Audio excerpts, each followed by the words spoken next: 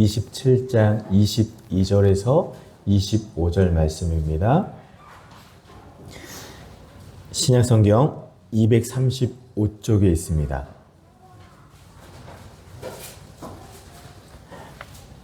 사도행전 27장 22절에서 25절입니다. 우리가 굉장히 오랜만에 모든 성도가 성경책을 함께 펴서 하나님의 말씀을 읽고 받으니 너무나 기쁘고 감사합니다. 자, 한 절 한 절 저랑 같이 교독하겠습니다. 제가 먼저 읽겠습니다. 사도행전 27장 22절입니다. 내가 너희를 권하노니 이제는 안심하라. 너희 중 아무도 생명에는 아무런 손상이 없겠고 오직 배뿐이리라. 내가 속한 바 곧 내가 섬기는 하나님의 사자가 어젯밤에 내 배에 서서 말하되 바울아 두려워하지 말라. 내가 가이사 앞에 서야 하겠고 또 하나님께서 너와 함께 항해하는 자를 다 내게 주셨다 하였으니 그러므로 여러분이여 안심하라. 나는 내게 말씀하신 그대로 되리라고 하나님을 믿노라. 아멘. 아멘. 이 시간 여러분이여 안심하라 라는 제목으로 말씀을 전하고자 합니다. 이 자리에 참석한 모든 분들에게 하나님의 놀라운 축복과 은혜와 위로가 충만하게 함께 하시기를 축복합니다. 여러분 우리 좌우 앞뒤 계신 분들을 함께 바라보며 인사하겠습니다. 잘 오셨습니다. 한 번 더 인사하겠습니다. 함께 해주세요. 아멘. 오늘 석현동에서 드리는 첫 번째 주일 예배입니다. 먼 곳에서 우리 지연이 식구들도 오시고 또한 인천에서 때에 맞춰 이렇게 다시 학교로 대학원으로 복학한 우리 청년도 있고 우리 광실사님 깜짝 놀랐어요. 이렇게 일찍 오실 줄이야. 정말 먼 거리에서 쑥 오고 주차 싹 하니까 이전보다는 한 10분이나 단축된 것 같습니다. 더욱더 놀라운 은혜가 차고 넘쳐납니다. 여러분 한 번만 더 보세요. 꽉 찼잖아요. 몇 명만 더 데리고 오면 의자를 더 놔야 될 것 같아요. 네, 이렇게 좁다니. 감사합니다. 우리 정말로 자녀들, 또한 겉면에서 또한 겉면한 영혼들이 더 있잖아요. 아직까지도 너무나 멀어서 못 오시는 분들도 있으니 겉면하여 함께 하나님의 나라를 세워져 갈 수 있도록 더 많이 기도해 주시고 힘써 주시기를 바랍니다. 아멘. 오늘은 참 감사하고 기대와 소망이 가득한 주일 아침입니다. 동명동에서 석현동으로 이전을 해서 드리는 첫 번째 주일 아침 예배이죠.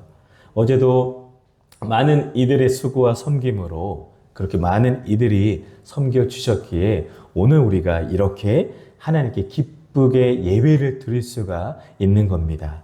매일매일 새롭게 변화되고 우리 성장하는 주양교회가 되기를 소망합니다. 우리 한 번 더 고백하겠습니다. 잘 되고 있습니다. 기도하면 됩니다. 하나님께서 하십니다. 아멘. 2월부터 우리 주일 예배 설교는 제가 의도적으로 위기 탈출, 위기 극복이란 주제로 함께 묵상해 오고 있습니다. 히스기야, 모세, 그리고 지난 시간 요셉을 살펴보았고 오늘은 이제 신약 시대로 와서 사도 바울을 살펴보고자 합니다. 여러분, 우리 인생에는 예상치 못한 폭풍이 찾아옵니다. 갑작스러운 질병, 경제적 어려움, 인간 관계의 갈등, 미래에 대한 불안 등 우리는 다양한 인생의 폭풍 속에서 두려워하며 흔들릴 때가 많았습니다. 여러분 저도 지난 한 주간 삶의 인생의 폭풍을 또한 저도 경험을 했습니다. 아내가 음식에 독을 타가지고 3일 동안 설사의 폭풍을 경험을 했어요. 너무나 좋았어요. 왜 좋았냐? 오늘 아침에 또 몸무게를 재보니 4kg가 빠졌거든요. 할렐루야. 4kg가 빠졌는데 여러분 은혜가 안 되십니까? 은혜가 돼야 되는데 여러분 이처럼 예기치 못했던 질병, 예기치 못했던 어려움, 또한 힘든 태풍 이런 것들이 우리 삶에 찾아옵니다. 그렇기 때문에 우리는 다양한 인생의 폭풍 속에서 두려워하며 흔들릴 때가 많습니다. 오늘 본문의 상황도 마찬가지입니다. 사도 바울이 로마로 가는 길에 큰 풍랑을 만나 생명의 위협을 받고 있습니다. 배에 탄 모든 사람들이 절망에 빠져 있었지만 바울은 담대하게 말합니다. 25절을 보실까요? 여러분이여 안심하라. 아멘. 바울은 이렇게 믿음으로 선포합니다. 왜 바울은 그렇게도 절망적인 상황 속에서도 안심할 수가 있었을까요? 저와 여러분들에게 안심하라라고 말씀하시는 하나님의 음성을 깨닫기를 원합니다. 본문에는 광풍, 태풍의 한가운데서 막막하여 희망 없는 상황에 직면했던 사도 바울의 경험이 기록이 되어 있습니다. 사도 바울은 예수를 전했다는 그 이유로, 죄가 아니잖아요. 하지만 죄로 죄수의 몸이 되어 배를 타고 로마로 가는 길이었습니다. 사도행전 오늘 본문 27장은 로마 황제 가이사에게 재판받기 위해 로마로 향하는 바울 일행의 항해 과정이 기록된 내용입니다. 항해 도중 광풍을 만나 파선 위기에 처하지만 모두 무사히 육지에 도착하는 내용입니다. 오늘 사도 바울이 로마로 가는 배에 탔을 때 큰 풍랑을 만나 예기치 않았던, 누구도 기대하지 않았던 광풍을 만나서 모두가 다 물에 빠지게 되는 죽음의 위협, 생명의 위협을 받았습니다. 지중해에 그레데 섬을 지날 무렵 유라굴라라는 큰 광풍을 만납니다. 14절을 보실까요? 얼마 안 돼요. 섬 가운데로부터 유라굴라라는 광풍이 크게 일어나니, 아멘. 광풍. 이런 광풍이 뭐죠? 광풍은 문자적으로 소용돌이 치는 회오리 바람을 뜻합니다. 유라굴라, 이 말은 북동풍이란 뜻이에요. 그레데 한가운데에 있는 이다 산맥의 영향으로 두 갈래 기류가 충동하여 태풍을 만드는 겁니다. 남풍이 급격한 북풍으로 변하는 것을 말합니다. 여러분, 그런데요, 우리가 여기서 생각해 볼 문제가 있습니다. 인생을 살아가다 보면은 예상치 못한 폭풍을 만날 때가 있습니다. 우리가 아무리 조심하고 준비해도 삶의 태풍은 피할 수 없이 찾아옵니다.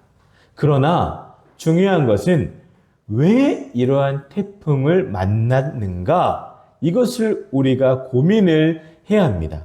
왜 지금 내 삶에 이러한 태풍을 만났을까? 왜 나는 지금 이 태풍을 경험할까? 이것을 여러분, 우리는 기도해야 됩니다. 오늘 본문에서 바울과 함께 항해하던 사람들은 큰 풍랑을 만나서 절망에 빠졌습니다. 그런데 이 태풍은 단순히 자연재해가 아니라 그 안에 분명한 원인이 있습니다. 원인이 있었어요. 그 원인을 잘 들여다보면은 먼저는 그들이 하나님의 말씀을 무시했기 때문입니다.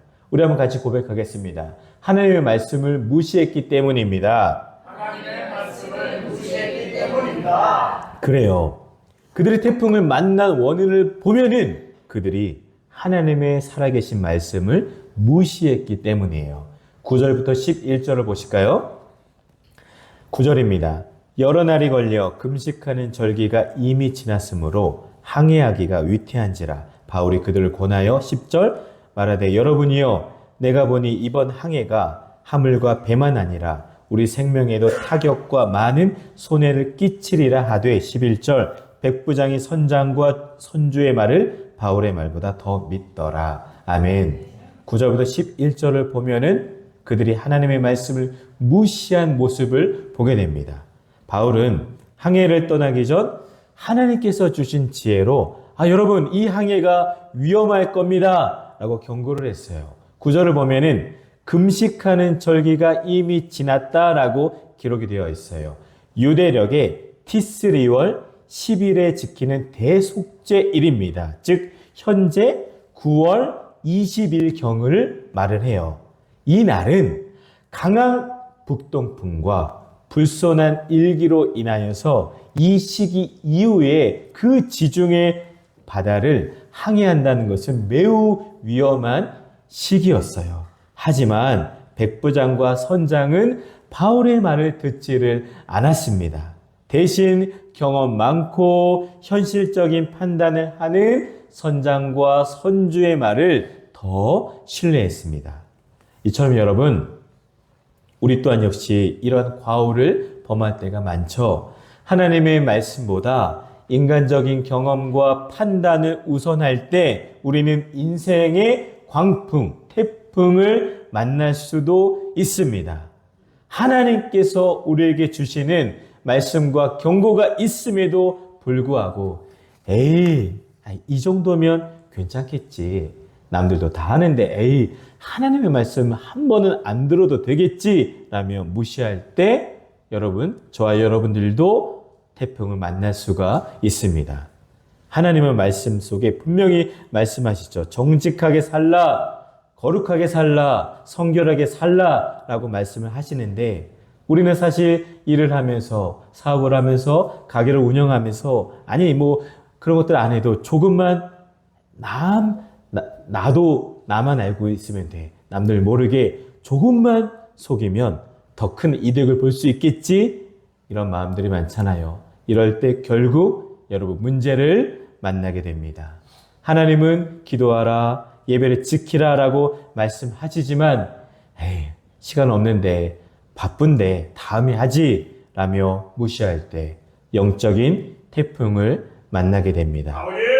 사랑하는 주양 여러분, 하나님의 말씀을 무시하는 것이 태풍을 만나게 된 첫 번째 원인입니다. 그러니 하나님의 말씀 앞에 귀 기울이고 순종하는 우리 모두가 되시기를 주님의 이름으로 축원을 드립니다. 다음은 태풍을 만난 원인은 그들이 눈앞의 환경을 보고 결정했기 때문입니다. 12절을 보실까요? 12절입니다. 그 항구가 겨울을 지내기 불편함으로 거기서 떠나 아무쪼록 베닉스에 가서 겨울을 지내자 하는 자가 더 많으니 베닉스는 그레데 항구라. 한쪽은 서남을, 한쪽은 서북을 향하였더라. 아멘. 사람들은 바울의 경고를 무시한 이유가 있었습니다. 왜냐하면 현재 머물던 항구가 겨울을 지내기 불편했기 때문이에요. 즉 자신들의 지금, 현재, 당장의 편안함과 환경적인 조건만 보고 그들은 선택을 했습니다. 여러분, 사실 우리도 신앙생활을 하면서 하나님의 뜻보다 내 편안함과 환경을 우선할 때가 많아요. 그럴 때 결국 태풍을 만나게 됩니다. 함께 주의 일을 해야 되는 일에도 불구하고 내 삶이 우선이니까 안 하게 되는 것이죠. 신앙의 결정을 내릴 때 돈과 조건만 본다면 결국 영적으로 더 큰 어려움을 겪게 됩니다. 관계를 맺을 때도 하나님보다 내 감정과 내 상황만 고려한다면 결국 후회하는 일이 생깁니다. 성경을 보면은 롯은 소돔과 고모라를 선택할 때 하나님의 뜻을 묻지도 않았고 결국 모든 것을 잃었습니다. 요나는 하나님이 보내신 니느웨 대신 자기가 편한 곳으로 도망가려다가 큰 풍랑을 만났습니다. 이처럼 여러분 내 눈에 보기 좋은 대로 했는데 결과는 이렇습니다. 그러니 사랑하는 여러분, 눈앞의 환경과 조건보다 하나님의 뜻을 먼저 구하는 저와 여러분들이 되시기를 바랍니다. 그들 태풍을 왜 만났느냐? 다음은 작은 성공에 안심했기 때문입니다. 13절을 보실까요? 남풍이 순하게 불매 그들이 뜻을 이룬 줄 알고 닻을 감아 그레데 해변을 끼고 항해하더니 아멘. 맞아요. 말씀을 보면은 처음에 순풍이 불자 사람들은 봐봐, 거봐, 아무 문제 없잖아 하며 안심했습니다. 그러나 얼마 지나지 않아 광풍, 유라굴라를 만나게 되었어요. 여러분, 우리도 신앙생활에서 잘못된 길을 가면서도 처음에 별일이 없으면 이 정도는 괜찮구나라고 착각할 때가 많습니다. 저와 여러분도 아마 다 경험했을 거예요. 저는 어린 시절에 진짜 주일 예배 빠지면 하나님께서 나에게 무시무시한 벌을 내리시겠지 하며 무서운 하나님이 싫어서 주일을 잘 지켰습니다. 어렸을 때 교회에서 가장 가까운 교회를 다녔고 신앙생활을 잘했어요. 주일을 빠지면 정말로 만약에 주일을 빠지면 하늘에서 천둥이 내리고 갑자기 죽는 그런 무서움을 제가 갖고 있었어요. 이처럼 무서운 하나님이 싫어서 어린 시절에 저는 주일 성수를 잘했습니다. 하나님을 사실 오해했었죠.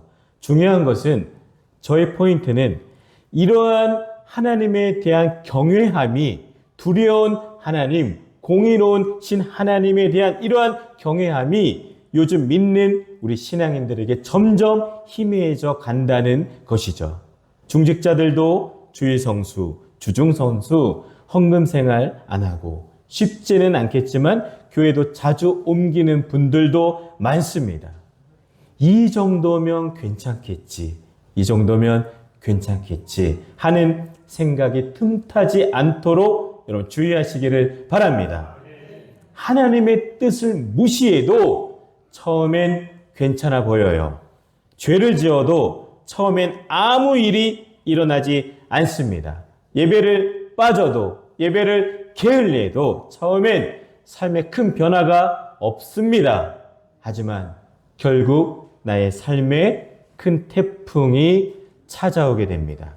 삼손은 처음에는 아무 문제 없이 죄를 반복했지만 결국 눈이 뽑히고 포로가 되었습니다. 다윗도 작은 죄를 가볍게 여겼다가 결국 가정이 무너지는 어려움을 겪었습니다. 사랑하는 우리 귀한 가족 여러분, 내 눈에 좋아 보이고 당장에 좋아 보이고 편해 보이는 그 작은 순풍에 속지 마시고 하나님께서 기뻐하시는 길을 선택하시기를 주님의 이름으로 축원을 드립니다. 지금까지 이처럼 여러분 우리는 태풍을 만나게 된 원인을 살펴보았고, 그러면 태풍 속에서도 안심할 수 있는 방법에 대해 생각하기를 원합니다. 그 방법은 다른 것이 아닙니다. 하나님의 약속을 붙잡아야 합니다. 아멘. 우리 같이 고백하겠습니다. 하나님의 약속을 붙잡아야 합니다. 아멘. 그리할 때 그 광풍 속에서, 태풍 속에서 구원을 얻습니다.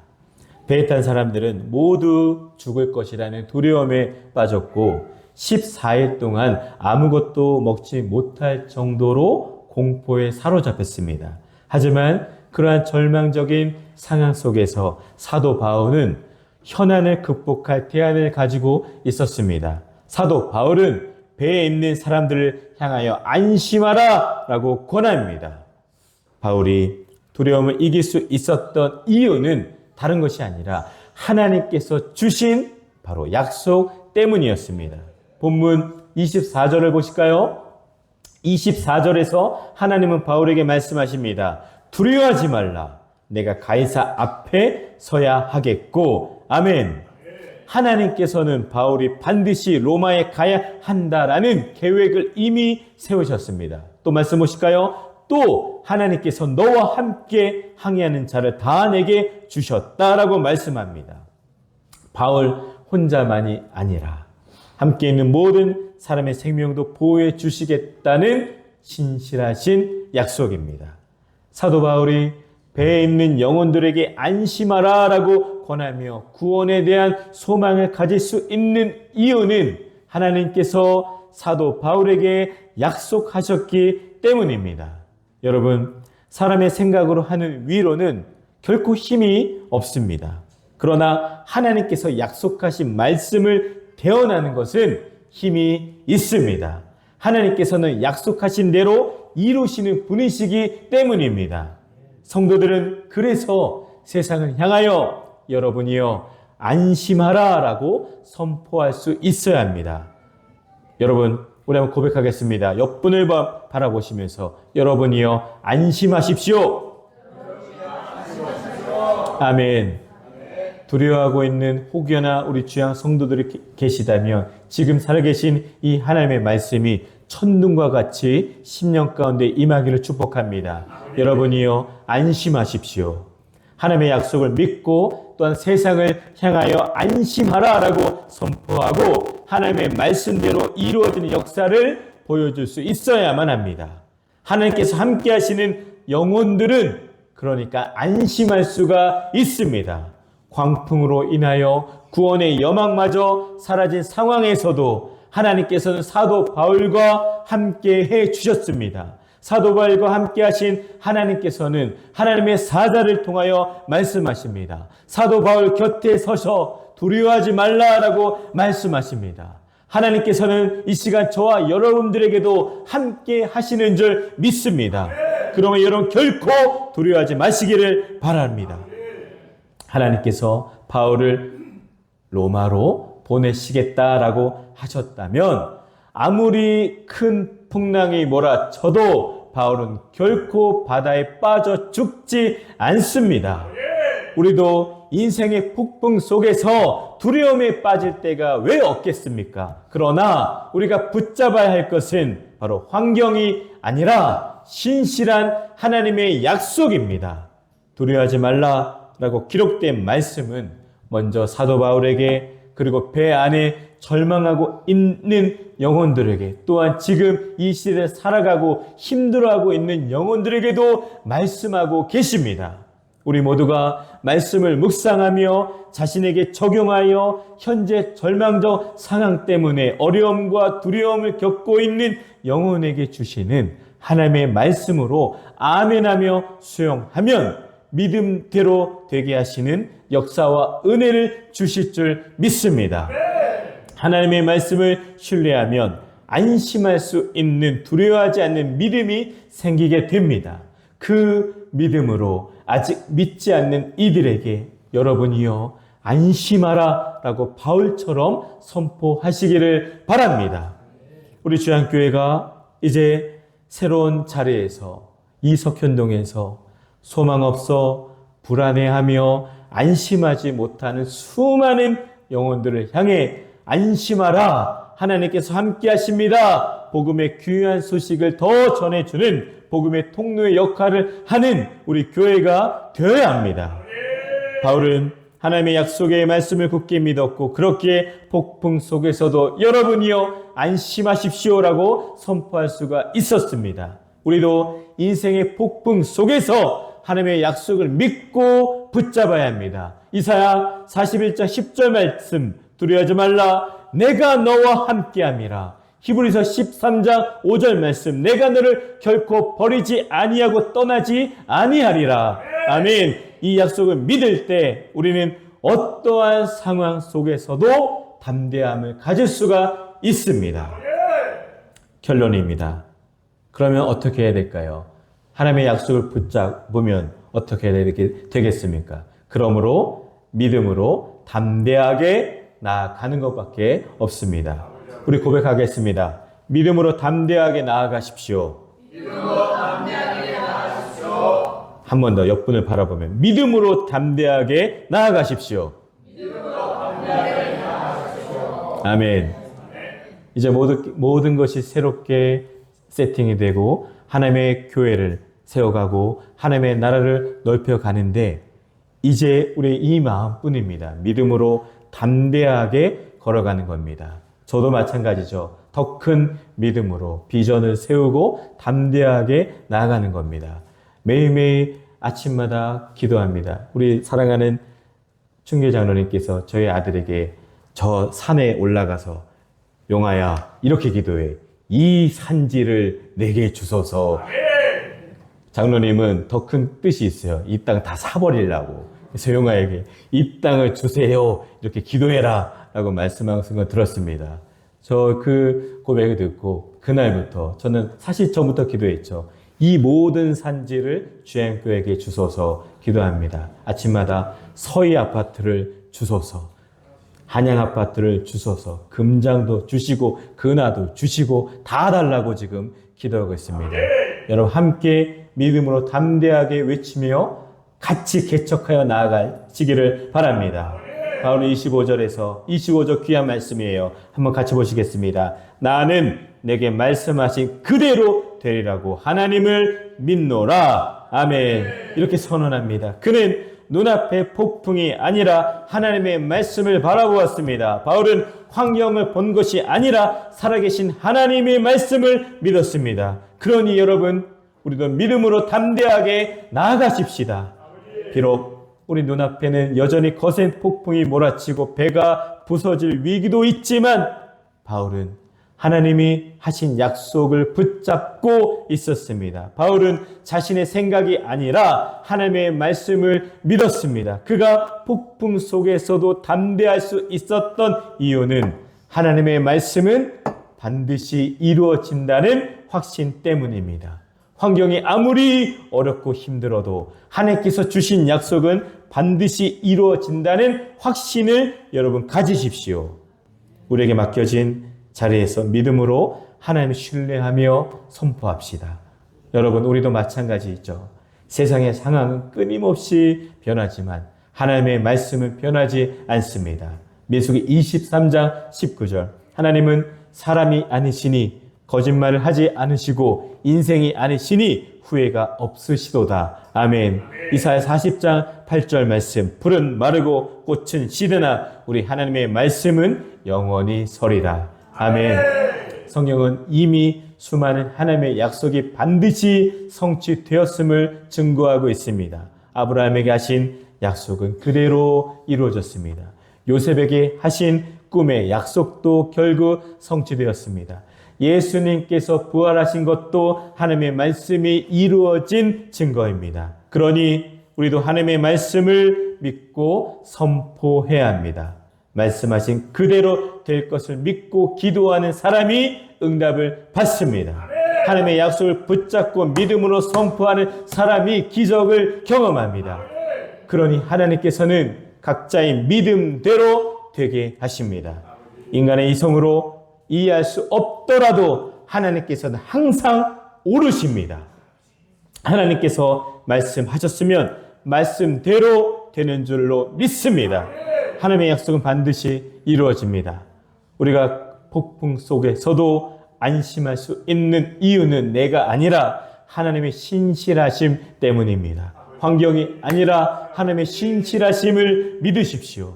저와 여러분도 말씀하신 그대로 되는 역사를 경험함으로 주변의 영혼들을 구원하는 축복의 통로로 더 크게 쓰임받기를 축복합니다. 말씀을 정리합니다. 오늘 우리 인생에도 폭풍이 몰아칠 수가 있습니다. 오늘 우리 삶에 여러분은 어떠한 폭풍을 경험하고 있습니까? 하지만 우리는 절대 흔들릴 필요가 없습니다. 바울이 그랬던 것처럼 여러분이요, 안심하십시오 라고 선포하십시오. 하나님께서 함께 하시면 우리는 반드시 승리합니다. 하나님께서 계획하시고 우리와 함께 하시고 약속을 반드시 이루실 것이기 때문입니다. 우리 25절을 다시 보실까요? 나는 내게 말씀하신 그대로 되리라고 하나님을 믿노라. 아멘. 이 믿음으로 한 주간 승리하는 삶을 살아가시기를 주님의 이름으로 간절히 축원을 드립니다.